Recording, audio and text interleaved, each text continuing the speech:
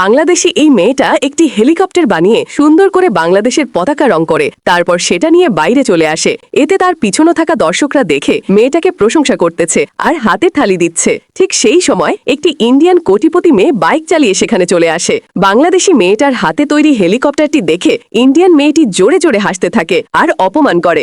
বাংলাদেশি মেয়েটি রেগে ইন্ডিয়ান মেয়েটার সামনে চলে যায় আর বলে, হাসাহাসি বন্ধ করো, যদি সাহস থাকে তাহলে আমার সাথে প্রতিযোগিতা করো। ইন্ডিয়ান মেয়েটা বাংলাদেশি মেয়েটা দেয়ার চ্যালেঞ্জ সেখানে অ্যাকসেপ্ট করে।